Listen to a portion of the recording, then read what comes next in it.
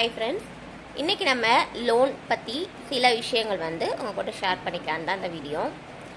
நீங்கள் housing loan எடுக்கிறீங்க அப்படின்னா முக்கியமாக கவனிக்க வேண்டிய விஷயங்கள், நீங்கள் எது மாதிரி ஹவுசிங் லோன் பிக் பண்ணுறீங்க அப்படின்னு சொல்லிட்டு. இப்போ எக்ஸாம்பிளுக்கு மார்ட்கேஜ் ப்ராசஸ் அப்படிங்கிற ப்ராசஸில் நீங்கள் லோன் பிக் பண்ணுறீங்க அப்படின்னா உங்ககிட்ட இருந்து ஏதாவது டாக்குமெண்ட் நீங்கள் சப்மிட் பண்ணணும். எக்ஸாம்பிளுக்கு இப்போ வீடு நீங்கள் கட்டியிருக்கீங்க, நீங்கள் மேலே ஒரு ஃப்ளோர் கட்ட போகிறீங்க. ஸோ அப்போ இந்த கீழ் வீட்டோட டாக்குமெண்ட் உங்களோட பேரில் இருக்கணும். அதே மாதிரி அந்த வீட்டுக்கு நீங்கள் கட்டின டேக்ஸ் பில் இது எல்லாமே உங்களோட பேரில் இருக்க வேண்டியது ரொம்ப அவசியம். அதுவே லேண்டோட டாக்குமெண்ட், வெறும் லேண்ட் மட்டும் அந்த டாக்குமெண்ட் கொடுக்குறீங்க அப்படின்னா அந்த லேண்டோட கிரைய பத்திரம் அப்புறம் அந்த பட்டா இது ரெண்டும் உங்களோட பேரில் இருக்கணும். அதே மாதிரியே டேக்ஸ் பில்லும் கரெக்டாக அந்த லேண்டுக்கு நீங்கள் கட்டிட்டு வந்துருக்கணும். நெக்ஸ்ட்டு இதெல்லாம் ரொம்ப முக்கியமான விஷயங்கள். இப்போ நீங்கள் லோன் ஒரு 7 lakhs எடுக்கிறீங்க அப்படின்னா எக்ஸாம்பிளுக்கு நீங்கள் அதை திரும்ப ரிட்டன் எவ்வளோ பே பண்ணுறீங்க எக்ஸ்ட்ரா அப்படிங்கிறதையும் கரெக்டாக நோட் பண்ணிக்கணும். அதாவது நீங்கள் இப்போ எக்ஸாம்பிளுக்கு ஒரு 10 years நீங்கள் அந்த லோனை கட்டுறீங்க அப்படிங்கும் பொழுது உங்களுக்கு நீங்கள் எடுத்த அமௌண்ட்டை விட 3 lakhs எக்ஸ்ட்ரா கட்டுற மாதிரி தான் கண்டிப்பாக வரும். அதுவே நீங்கள் எவ்வளோ இன்ட்ரெஸ்ட் பே பண்ணுறீங்க அப்படிங்கிறதும் ரொம்ப ரொம்ப ரொம்ப ரொம்ப முக்கியமான விஷயம். எக்ஸாம்பிளுக்கு பார்த்தீங்கன்னா 7 lakhs நீங்கள் லோன் எடுத்திருக்கீங்கன்னா மந்த்லி 9176 நீங்கள் கட்டுறீங்க அப்படிங்கும்பொழுது உங்களுக்கு 10 years பீரியட் அப்படிங்கும்பொழுது நீங்கள் டோட்டலாக கட்டியிருக்க அமௌண்ட் பார்த்தீங்கன்னா 7 lakhsக்கு 10 lakhs சம்திங் நீங்கள் பே பண்ணியிருப்பீங்க. அதுவே 15 வருஷம் இதே இன்ட்ரெஸ்ட்டுக்கு நீங்கள் பே பண்ணுறீங்கன்னா நீங்கள் டபுள் மடங்கு கட்டுற மாதிரி இருக்கும். 7 லட்சத்துக்கு 14 லட்சம் திரும்ப நீங்கள் கட்டி முடிக்கிற மாதிரி தான் இன்ட்ரெஸ்ட் ரேட்டு வரும். ஸோ இப்போ நீங்கள் தெரிஞ்சிக்க வேண்டிய விஷயம், நம்ம அதுக்காக லோன் ப்ராசஸே போகக்கூடாது அப்படின்னு நான் சொல்ல வரல. நீங்கள் எடுக்கிற லோன் வெஹிக்கிள் லோனாக இருக்கலாம், கார் லோனாக இருக்கலாம், இல்லை பைக் லோனாக இருக்கலாம், இல்லையா ஹவுசிங் லோன், எந்த லோனாக இருந்தாலும் சரி, நீங்கள் கட்டுற பீரியட் கரெக்டாக நோட் பண்ணிக்கணும். எவ்வளோ டைமில் எத்தனை வருஷம் நீங்கள் கட்டுறீங்க, எவ்வளோ ரிட்டர்ன் நீங்கள் பே பண்ணுறீங்க அப்படிங்கிறத கரெக்டாக ஞாபகம் வச்சுக்கோங்க. அது எல்லாமே கிராஸ் செக் பண்ணிவிட்டு நீங்கள் அதுக்கப்புறமேலு கரெக்டாக சூஸ் பண்ண பாருங்கள். நெக்ஸ்ட்டு எந்த இடத்துல நீங்கள் லோன் வாங்குறீங்க, இது பார்த்தீங்கன்னா எக்ஸாம்பிளுக்கு இப்போ நீங்கள் கவர்மெண்ட் செக்டாரில் லோன் வாங்குறீங்க அப்படிங்கும்பொழுது எந்த பேங்க்கில் எவ்வளோ இன்ட்ரெஸ்ட் இருக்குது, மேக்ஸிமம் பார்த்தீங்க அப்படின்னா எல்லா பேங்க்லேயும் அதே சேம் ப்ரொசீஜரில் தான் ஹவுசிங் லோன் இன்ட்ரெஸ்ட் இருக்கும். இப்போ அதுவே ஃப்ளோட்டிங் அப்படின்னு பார்க்கும்பொழுது விலைவாசி ஏற இறங்க நமக்கு மாறிக்கிட்டே இருக்கும். ஆக்சுவலி விலைவாசி குறையுமான்னு கேட்டால் அதுக்கு பாசிபிள் ரொம்ப ரொம்ப கம்மி தான். பட் ஏறுமான்னு கேட்டால் பாசிபிள் ஜாஸ்தி. ஸோ இது எல்லாத்தையுமே மைண்டில் வச்சுட்டு தான் நீங்கள் லோன் பிக் பண்ணணும். அதே மாதிரியே இப்போ ஒரு லோன் ஹவுசிங் லோன் நீங்கள் போட போகிறீங்க. அதாவது நாங்கள் பண்ணின சில தவறுகள் தான் இதில் நான் சொல்கிறேன். கரெக்டாக நோட் பண்ணிக்கோங்க, உங்களுக்கு கண்டிப்பாக யூஸ்ஃபுல்லாக இருக்கும். இப்போ ஹவுசிங் லோன் நாங்கள் போடுறோம் அப்படிங்கும்போது வெளியில் நம்ம எந்த ஒரு லோனும் வச்சுருக்கக்கூடாது. ஸோ நாங்கள் என்ன பண்ணிட்டோம்னா ஹவுசிங் லோன் வரத்துக்கு ஒரு கொஞ்ச நாளைக்கு முன்னாடி தான் வெளியில் ப்ரைவேட்டில் ஒரு லோன் போட்டோம். ஸோ லோன் அமௌண்ட் கம்மி தான், பட் அதை க்ளோஸ் பண்ணுறதுக்கான பீரியட் பார்த்தீங்கன்னா 6 monthsன்னு சொல்லியிருந்தாங்க. 6 monthsக்கு அப்புறம் தான் நம்ம ஃபுல்லாக கட்டி க்ளோஸ் பண்ணிக்கலாம், அதாவது ஃப்ரீ க்ளோஸ் அப்படின்னு சொல்லிட்டு.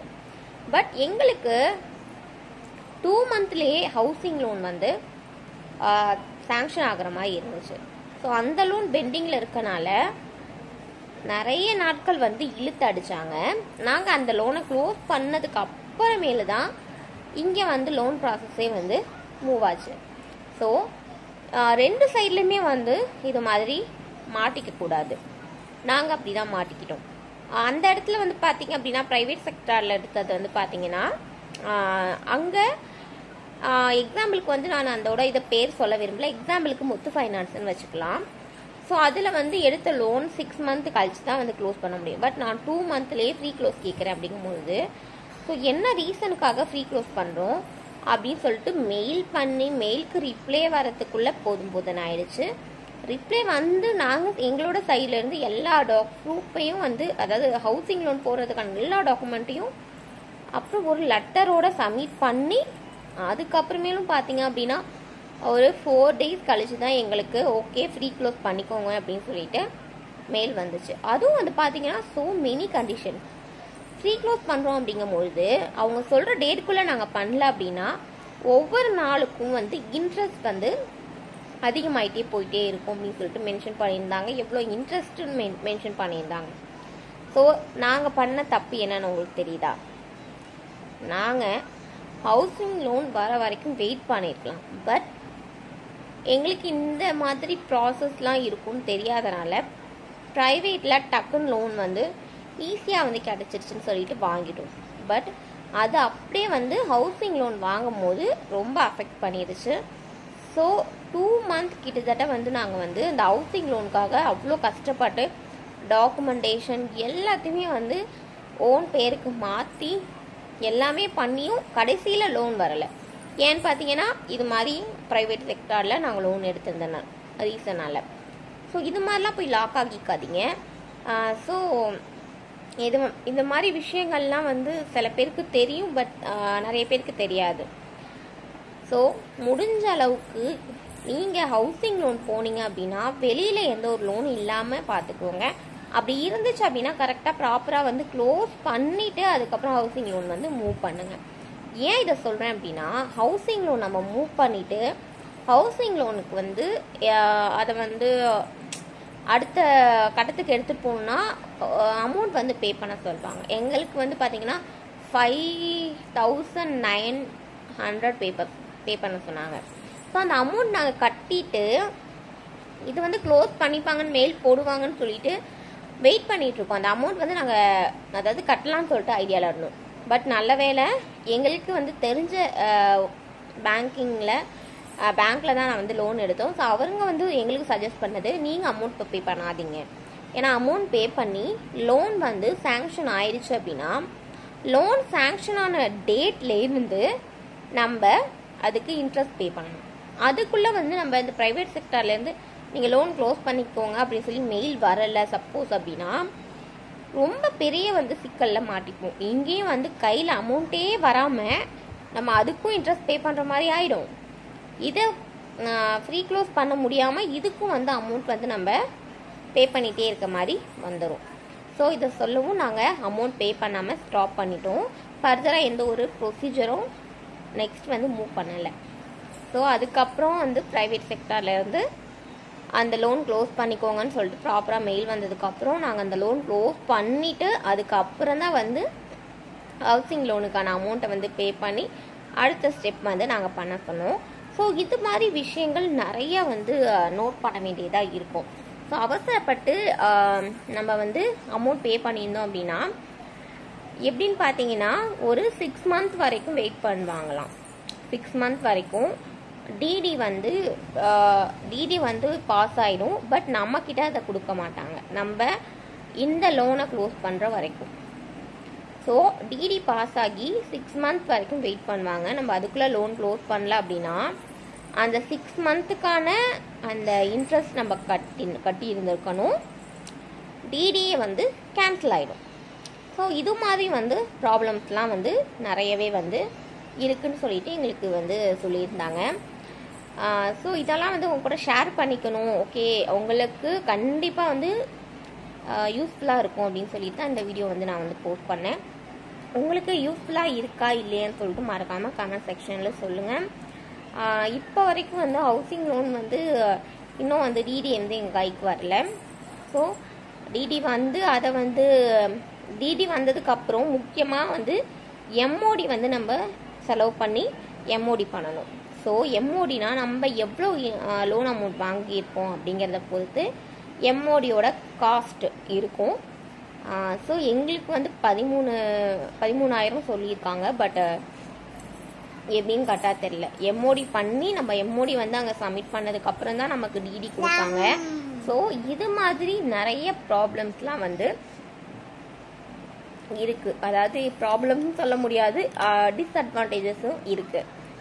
இதில் அட்வான்டேஜ் அப்படின்னு பார்த்தீங்கன்னா நம்ம கரெக்டாக லோன் அமௌண்ட் அந்த டேட்டுக்குள்ளே நம்ம வந்து ஒவ்வொரு மந்த்தும் பே பண்ணிட்டு வரும்பொழுது நமக்கு நிறைய வந்து பெனிஃபிட்லாம் பேங்க் சைட்லேருந்து கொடுப்பாங்க. ஸோ அந்த பெனிஃபிட்லாம் நமக்கு ரொம்ப ரொம்ப ரொம்ப ரொம்ப யூஸ்ஃபுல்லாக இருக்கும். ஸோ கண்டிப்பாக லோன் வாங்கினா கரெக்டான ஒரு டேட்டில் கொடுக்குற டைமுக்குள்ளே நம்ம இன்ட்ரெஸ்ட்டை வந்து பே பண்ணிகிட்டே இருக்கணும். ஸோ அதை எப்போதுமே மறந்துடாதீங்க. ஏதாவது ஒரு ரீசன்னால அது வந்து டிலே ஆகுது அப்படின்னா வேறு ஏதாவது ஒரு வழியிலையாவது அதை பே பண்ண பாருங்கள். நமக்கு வந்து அப்போ தான் பேங்க் சைட்லேருந்து நிறைய வந்து நமக்கு ஹெல்ப், நிறைய வந்து பாசிபிலிட்டி வந்து இருக்குது. அதாவது வந்து நமக்கு நிறைய ஆஃபர்ஸ் அது மாதிரிலாம் வந்து கொடுப்பாங்க. ஸோ இந்த விஷயத்த மறந்துடாதீங்க. நெக்ஸ்ட் வந்து பார்த்தீங்கன்னா வீடு வந்து கட்ட ஆரம்பிக்கும் பொழுது நல்ல ஒரு இன்ஜினியர் அப்புறம் கரெக்டான ஒரு பர்சன் கிட்ட வீடு கட்டுறதுக்கான வேலையை வந்து ஒப்படைங்க. ஸோ கரெக்டாக வந்து அவங்க செஞ்சு கொடுப்பாங்க. லோன் பற்றின வேறு ஏதாவது டவுட்ஸ், எங்களோட லைஃப்பில் என்னெல்லாம் நாங்கள் ஃபேஸ் பண்ணோம் அப்படிங்கிறதையும் நான் வந்து இதில் ஓரளவுக்கு நான் வந்து சொல்லியிருக்கேன். ஸோ உங்களுக்கு வேறு ஏதாவது டவுட்ஸ் இருந்துச்சு அப்படின்னா மறக்காமல் கமெண்ட் செக்ஷனில் சொல்லுங்கள். வேறு வந்து என்ன டீட்டெயில் வந்து உங்களுக்கு இது சம்மந்தமாக வேணும் அப்படின்னு சொல்லிட்டு யோசிக்கிறீங்களோ அதையும் வந்து கமெண்டில் சொல்லுங்கள். நான் அதுக்கு ஒரு வீடியோ வந்து போஸ்ட் பண்ணுறேன். ஸோ இந்த வீடியோ உங்களுக்கு யூஸ்ஃபுல்லாக இருந்துச்சுன்னா மறக்காமல் சேனல் பேஜை சப்ஸ்கிரைப் பண்ணிட்டு சப்போர்ட் பண்ணுங்கள். இது ஏஞ்சல் ஜோ வீடு. இது வந்து ஒரு குக்கிங் சேனல். அப்புறம் ஸோ மெனி ஷார்ட்ஸ் வீடியோஸ் எல்லாமே இருக்குது. ஸோ எல்லாத்தையுமே வந்து போய் பாருங்கள். கண்டிப்பாக உங்களுக்கு பிடிக்கும். யூஸ்ஃபுல்லாக இருந்துச்சு அப்படின்னா மறக்காமல் லைக் பண்ணிவிட்டு ஷேர் பண்ணி விடுங்க. ஓகே, நெக்ஸ்ட் உங்களை மீட் பண்ணுறேன். பை.